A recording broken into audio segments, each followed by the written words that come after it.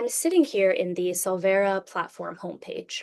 The way that we'll walk through the platform will correlate with the way that we've laid out the questions just now. Starting with, and you can see all of the sort of project tiles over on the left-hand side, we'll start with the high-level market context, market research, and getting a sense of how buyers are thinking about the carbon markets and where risk might lie in the carbon markets. So starting off really at an eagle-eye level, is our market commentary tile. Now, our market commentary pulls in news articles, all of the news articles published by Carbon Pulse, and perhaps most useful, it gives you a summary of those carbon markets news articles, and it gives you the Sylvera take on why that particular piece of news is important. So we have quite a deep bench of policy experts as well as technical experts at Sylvera. We've recently had the former head of Article 6 negotiations for the US join our policy team as well. What we're trying to do is give you direct access to those people's brains. So try to scale their knowledge and give you a sense of where do these news articles fit in terms of broader trends that we're seeing in the market in terms of Article 6 and policy trends, as well as integrity, quality in the market, and how those things are evolving over time.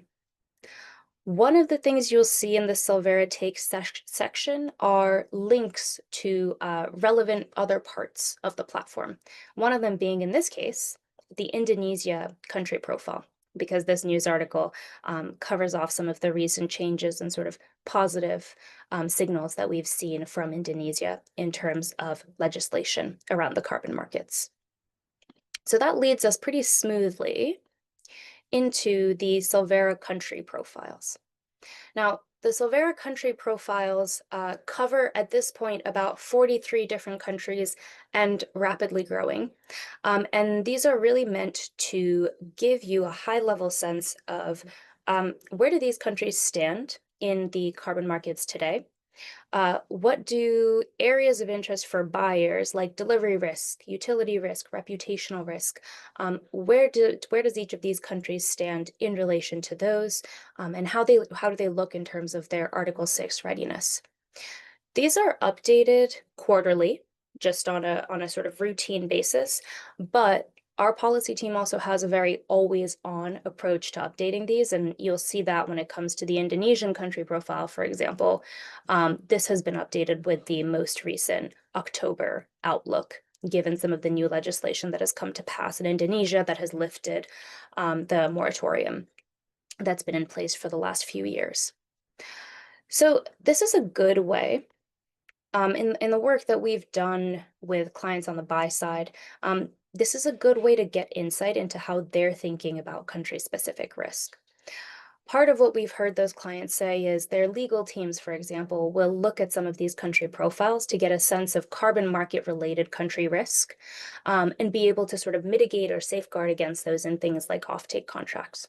So just a useful way to gain insight into, okay, how are buyers thinking about something like delivery risk in this particular country? What might they think of reputational risk in this particular country? And you can drill in there and really get a sense of the key drivers of those sort of risk levers and what may or may not exist at the country level to already mitigate against them. Now, in a really similar vein, we have methodology profiles as well. So if you think of a buyer sort of having an eagle eye view of the carbon markets, we sort of zeroed in on risk slice and diced at the country level.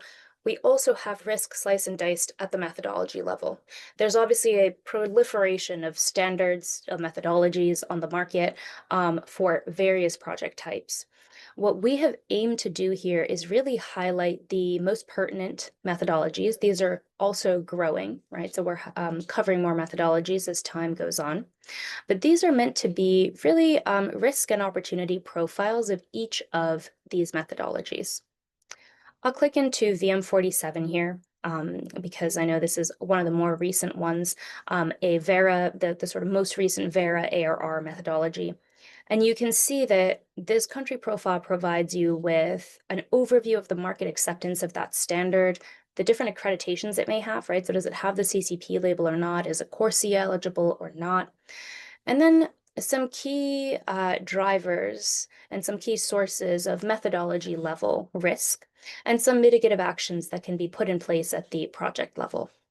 This is then broken out into more detail around carbon accounting, additionality, permanence, and safeguards, which are the key drivers of risk that Sylvera looks at when we rate a project.